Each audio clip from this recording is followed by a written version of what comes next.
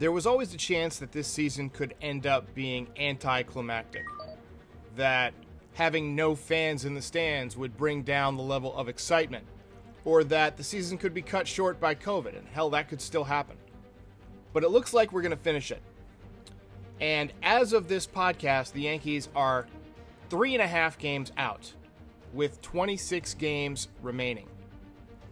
That is what's known as a pennant race.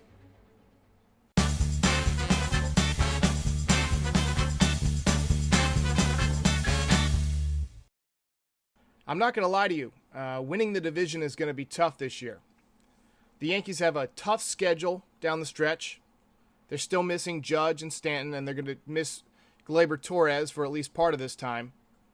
They can't afford to lose anyone else important. But let's take a look at the schedule breakdown the rest of the way. One game against Tampa Bay.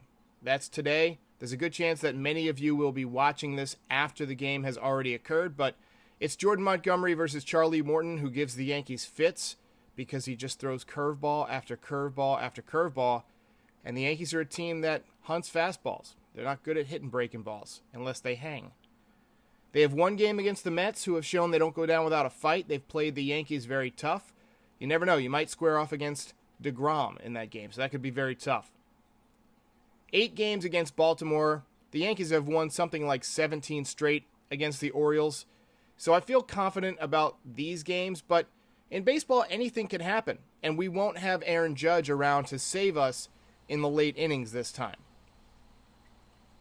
We have 10 games against Toronto, who always play the Yankees tough, and they're having a pretty good year. And they've got some young players that are really exciting and seems to play pretty well against the Yankees. I think if you can win 6 of those 10 against Toronto, you've done a pretty good job. And then the Yankees have 3 games against the Miami Marlins. And on paper, the Yankees are a much better team than the Marlins. But the Marlins are kind of, riding high after coming back from the COVID shutdown, red hot. And they're in a position to make the playoffs. So they're going to be playing those games tough. They're not going to mail it in.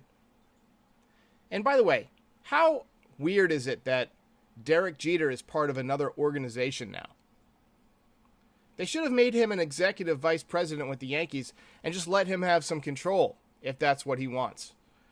But, I don't think the Marlins are going to win the World Series anytime soon, but if they do one of these days, it's going to be weird seeing Derek Jeter celebrating with the Marlins and getting a World Series ring with the Florida Marlins logo on it. That's going to be weird. Just saying. Here's your injury report. Aaron Boone says that Gleyber Torres will be heading to Scranton in the next few days to prepare for his return from the injured list. He has made a speedier than expected recovery from his quad and hamstring injuries. It's a shame he will miss the Orioles series, because he absolutely destroys the birds. Giancarlo Stanton is swinging the bat at 100% and running at 70 to 80%. Aaron Boone said it may be little more than a week before Stanton is able to return, but that is as specific as he's been. With Giancarlo, we have learned not to count our chickens before they hatch. Let's just hope he's healthy for the playoffs. Brian Cashman has said that Aaron Judge suffered from a failed rehab. He estimated that his injury list stint may be twice as long as his previous one, which would put him on pace to return during the final week of the season. Is that enough time to return to form? The Yankees had better hope so. So things are going to be pretty tough for the Yankees here down the stretch. We've got some key injuries, and we've got a pretty tough schedule. The Blue Jays worry me because they play the Yankees tough. Orioles I'm not so worried about. I'm worried about this game against the Rays tonight, so hopefully the Yankees can win this and make it a 2-game separation. You like your chances at 2.5 games, a lot better than 4.5 games with 26 to go.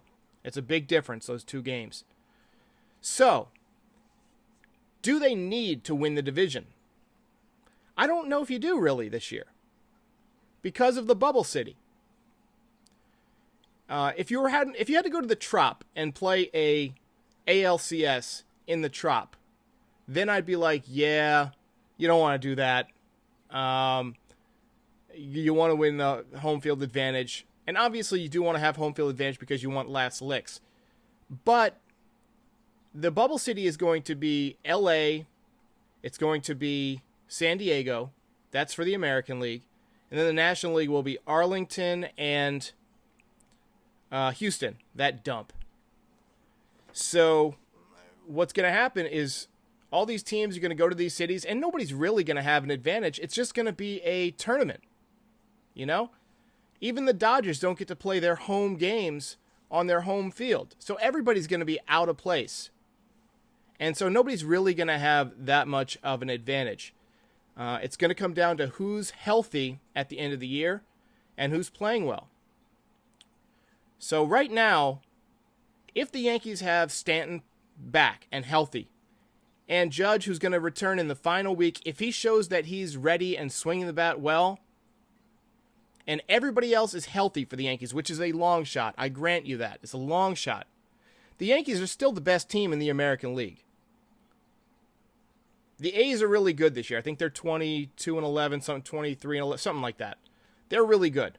The Rays are really good, as we've seen. But if the Yankees have Judge and Stanton, and they have Garrett Cole, who will hopefully be pitching better by the end of the season, they have their bullpen back. They have Britton. They have Chapman. LeMahieu's back. He hit 2 home runs last night. He's swinging the bat well. Gleyber Torres should be back by then. That's a much different team than the one the Rays have been beating up on. Good luck beating up on that team every day. And Luke Voit, let's not forget Luke Voit. The man is some kind of a just creature from the lagoon. He's just this mass of destruction against baseball right now. This guy is absolutely destroying the ball. Not just the home runs, he's hitting line drives all over the ballpark. He's ripping them down the line. He's shooting them up the middle. And when he hits it to right field, the park is just too small to contain him. The Yankees really do have the talent to win it all this year. They really do. It's going to come down to injuries. It's going to come down to who's healthy. It's going to come down to who's playing well. Now, Gleyber Torres got off to a really slow start. He's not going to win the MVP this year. He knows that when he comes back, he's got to basically just focus on getting ready and getting healthy for the playoffs and be swinging that well at the time the playoffs begin. Because you're not going to put up huge numbers in the final 3 weeks. Don't worry about any accolades. Don't worry about any stats. Be healthy and be focused and be hot going into the playoffs. If you get a hot Gleyber, you got Luke Voit, you got Aaron Judge, you got Giancarlo Stanton, DJ LeMahieu setting it all up. Presumably, Gary Sanchez can't suck as bad as he's sucked this season forever. So you got to figure he's going to progress back to the mean. I like the Yankees' offense if everybody's healthy, obviously, going into the postseason. Let's talk about pitching. Garrett Cole has been so-so this year. He's been so-so. Started off really good, slowed down. James Paxton is out, probably for most of the season. But the good news is that Masahiro Tanaka seems to have had a resurgence. He's pitching like the Tanaka of old, rather than old Tanaka. Deivi Garcia showed that he is legit. Now, I grant you, it was against the Mets. The Mets are not a powerhouse offense this year.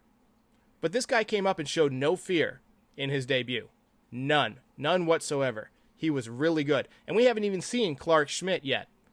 Jordan Montgomery has been very good. We'll find out more about Jordan Montgomery depending on the results of tonight's game, because he's been really good so far, but this is a big game. This is the biggest game he's pitched this year. Facing off against Charlie Morton, he knows he's got to keep those runs limited. And this is not a 7-inning game where you can go 5 and fly. You got to give us 7-8 innings tonight. Okay, so we're a little past the halfway point of the season, and I wanted to do this at the halfway point, but the Yankees have just been so busy. They've had no off days, and I've been making so many videos that I just haven't gotten around to it. I decided to sacrifice the pregame show today in lieu of this show, because I know this is one that people would be interested in and one that people would want to take part in. So I'm going to give you my grade for the different players on the Yankees on a typical A to F scale. I'm going to post their stats on the screen. I'll show some occasional highlights, and I'll give you my grade for the first half. So what I would like you to do is to tell me whether or not you agree or disagree, or which ones you think I got right or wrong in the comments. I'm just interested to know what the community thinks, because, hey, I'm watching these games and I'm just taking things in myself. I don't have a lot of dialogue with other fans, but I would love to hear what you guys think about some of these guys. So we're going to start off. I'm just going to post the stats, and we're going to start off with Gary Sanchez. Gary Sanchez is now batting 124 with a 55 OPS plus, 6 home runs, 14 RBIs. Apparently, the statistics say his framing of pitches has gotten better this year, but to me, he still looks like he's a mess behind the plate. He's had a couple of big moments. He had 4 straight games in which he homered, and he's been on the field. He's been one of the few guys on the team who has not been hurt. He came into camp in shape. For that reason, he does not get an F, but he does get a D-. This has not been Gary's year. I think he would agree with this rating, that he should be much better. I think we all expected at least a B or a C out of Gary Sanchez. He's a guy who in the past has been pretty good for the Yankees, but this year he just has not really done much at the plate other than the occasional long ball. Luke Voit. I don't think you can give him anything other than an A+. He's batting .308 with a 1.068 OPS on base plus slugging, 185 OPS plus, so he's been 85% better than the rest of the league as a typical hitter. He's got 13 home runs, he's got 26 RBIs, in just 117 plate appearances. He's got one of the best home run ratios in the major leagues. In fact, I think he's number 1. DJ LeMahieu. Now, he did miss some time to injury. You see, he's only played 24 games, whereas, several players have played 30 games. But still, his performance while he's been on the field been pretty much as good as it gets. He's batting .402, 4 home runs, 10 RBIs. Got a 1.031 OPS. I'm going to give him an A. He just misses out on the A+ because he did miss some time. Gleyber Torres, currently on the injured list. Played in 24 games before injuring his hamstring and quad. Batted .231 with 1 home run and 6 RBIs. 636 OPS. 78 OPS plus. He was not good on defense. I got to give Gleyber Torres a D-. Maybe, you know what? I'm going to give him a D. I'm going to be generous. He hasn't been as bad as Sanchez, but he has missed some time. But I'm giving him a D. Not a good year for Gleyber Torres. Gio Urshela. The average is down a bit from last year. We kind of expected that. He's batting .250 with 6 home runs and 22 RBIs. The power numbers have gone up. Got an .833 OPS, so well above league average. He's been 26% better than the league when it comes to OPS plus. I'm giving Gio Urshela a B. He's had some big moments. He had that big grand slam. He's been great on defense. Missed a couple of days with that elbow injury, but since he's come back, he's been much better. But he gets a solid B. Nice job for Gio Urshela. Brett Gardner. He's at 169 with 3 home runs and 6 RBIs. It's hard for me to give him an F when Gary Sanchez didn't get an F, but Gary Sanchez has twice as many home runs. He's got more RBIs. Gardner's played pretty well on defense. I'm going to give him a D-. But he's barely passing. You know what? He's failing. I'm changing that. I'm changing that on the fly. Brett Gardner gets an F. He's been horrendous this year. Matter of fact, Gary Sanchez, I might have to change that to an F too. Somebody's got to be an F. If batting 124 with a 55 OPS isn't failing, what is? So maybe I'm just an idiot. Aaron Hicks.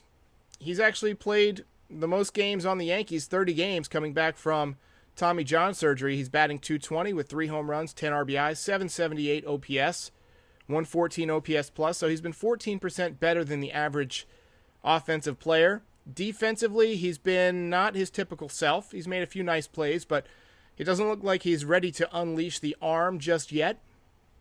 Don't blame him. I'm giving Aaron Hicks a D+, just because he has drawn a lot of walks, he's been on base, and he's played a lot of games. So not a great year for Aaron Hicks. I'm looking forward to the Martian. I wish I could just fast forward his progression and have him be in the major leagues next year. In my MLB The Show franchise, the Martian is in the big leagues next year. Just saying. Aaron Judge, of course, he's had the injuries. Part of that was due to the poor rehab from the trainers, although Aaron Judge supposedly had a part in that. You know, he's got to be fully forthright with his injuries. But when he's in there, he gets an A+. But because of the constant injuries, I'm knocking him down to a B+. 292 average, 9 home runs, 20 RBIs, 1.081 OPS. That's a 186 OPS plus. Look at these numbers. The Yankees have 4 of their top 9 hitters with an OPS that's more than OPS plus that's more than 80% better than the league. Voit, LeMahieu, Judge, and Stanton. Stanton's only played in 14 games, hitting 293 with 3 home runs and 7 RBIs, 1.038 OPS, 184 OPS plus. So I'm going to go ahead and give him let's say a C-. He was really good when he was in there. But again, he can't stay in there. He just gets hurt every year. And he is officially an injury-prone athlete now. But when he's in there, there's no question that his performance has been A+ level. Unfortunately, he just can't stay on the field. Those 2 guys right there, 2 hitters that are 80% better than the league. And it's no wonder the Yankees' offense has not been great. Let's take a look at the bench. Mike Tauchman, 264 average, no home runs yet. The power is down this year, 8 RBIs. He was a guy that I was really predicting to have a huge year. And he got off to a great start. Sorry, drinking water. He got off to a good start, but, not great as of late. And for that, he gets a C. He's been good on defense. Mike Ford batting 182 with 2 home runs and 11 RBIs. I think the Yankees thought he would do better than he's done. Does have a few big hits, and he works the count. He has good at bats, but only 4 walks to 14 strikeouts. And a 69 OPS plus. Nice. Mike Ford, I'm going to give him a C-. C-. Clint Frazier. I'm giving Clint Frazier an A. Just because of his improvement. He also gets my Most Improved award. 292 average, 3 home runs, 11 RBIs. He, of course, started in the minor leagues, but he's been consistent since he came up. 966 OPS, 163 OPS plus. So 63% better than the rest of the league for Clint Frazier on offense. And his defense has been really good. Clint Frazier has had a really nice year, a really nice bounce-back year. I don't think we give Clint Frazier enough credit. There's still a lot of guys who get on Clint Frazier's case, but a lot of guys, actually really like Clint Frazier, and, I kind of go back and forth between the two, but this year I really like him. When he's dropping fly balls, last year I didn't, but this year I do. Tyler Wade, he's been pretty much useless. He did hit that home run that saved Devi Garcia's outing the other day, up until, I guess, Gary Sanchez really hit the home run that saved his outing, but Tyler Wade gave him the lead, allowed him to settle down. Wade is batting 171, 1 home run, 3 RBIs, 51 OPS. That's about what we expect from Tyler Wade. He's been healthy. He's been moving around the infield. I'm giving him a C. I know he's not hitting for a big average, but he's not in there to hit for a big average. He's in there to catch the ball, basically, and run the bases, and he's done that. So, nice middle-of-the-road kind of grade. Tyler Wade gets a C. Miguel Andujar. I'm giving Miguel Andujar an F. He is batting 129, 4 for 31. No home runs, has not driven in a run, has not looked good on defense. He's got a negative 20 OPS plus. So he's basically 20% worse than someone who is the absolute worst you can be. I don't even know how to quantify. Like, how can you be negative 20 when average is 100? Like, is he really 120%? Is it really like 120% worse than average? I don't get it. He's been terrible. He gets an F. Thairo Estrada, I'm giving him a B. I think he's been serviceable. Had a big home run in his first at bat. Eric Kratz, to me, he gets an A. He's done exactly what he's supposed to do. He's been the epitome of a replacement player. You know, this is not an A compared to the rest of the league. This is his personal report card. He gets an A. Batting .300, he's driven in 1 run, but he's had 20 at-bats. He has good at-bats. And he's caught the ball very well behind the plate. Jordy Mercer, he gets a DFA. Kyle Higashioka, 167. He hasn't been on the field enough. He gets an incomplete from me. He just has not had enough time on there to really make much of a difference. And same goes for Estevan Florial. All right, so let's go through the pitching right quick. Pitching actually hasn't been as bad as you think it has been. Garrett Cole is 4-2 with a 3.91 ERA in 8 starts. That's pretty much aligned with what he did last year in his first 8 starts. He's got 60 strikeouts in 46 innings, so even though he hasn't had those huge strikeout games, he is racking up the Ks because he consistently gets, 7, 8, 9. He's had 10 a couple times. Masahiro Tanaka having a very nice contract year. He is 1-1 with a 3.38 ERA in 6 starts. This is the best year he's had in a while. Strikeout numbers are up, 24 strikeouts in 26 2/3 innings. Just 4 home runs allowed for him. Jordan Montgomery has bounced back in a big way, and I think his numbers are better than... Oh, I forgot to give grades. Hang on. Let me bounce back. Garrett Cole gets a B. Let me give him a B. He hasn't hit A zone yet, but he's been pretty solid. Masahiro Tanaka, I'm giving a B+, because I feel like he's been the best pitcher on the Yankees staff to this point, the most consistent pitcher.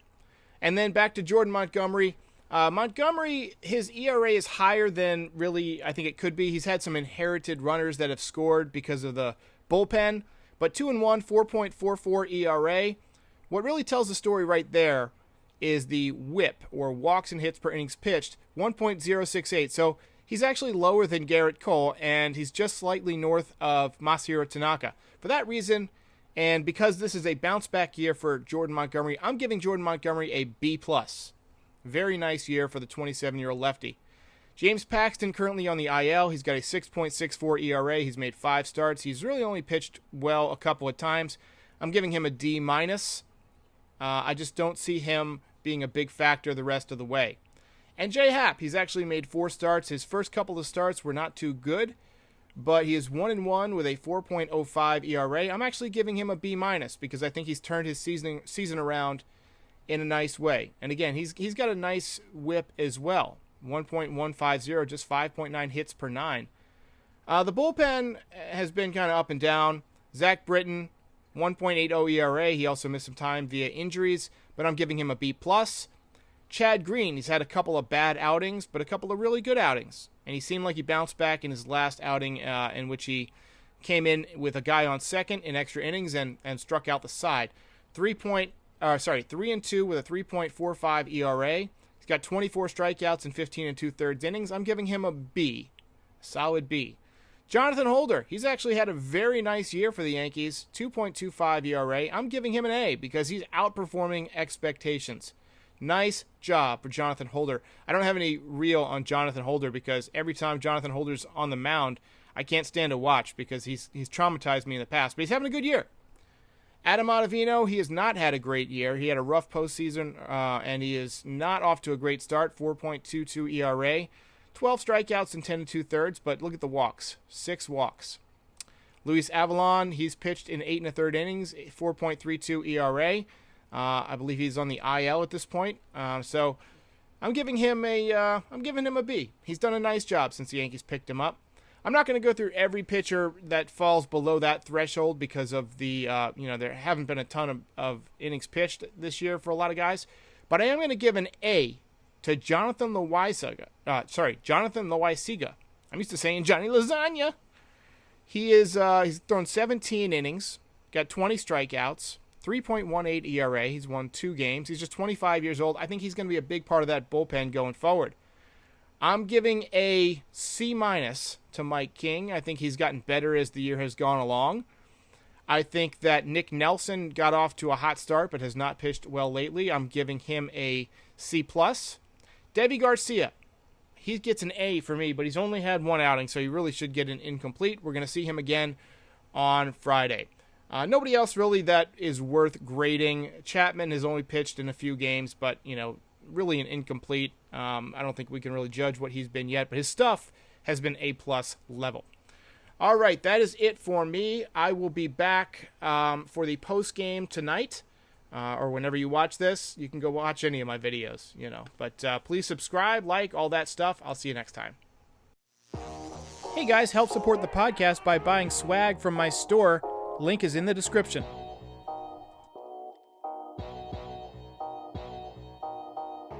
If you enjoyed this video, please like and subscribe. It helps YouTube suggest this channel to other Yankees fans.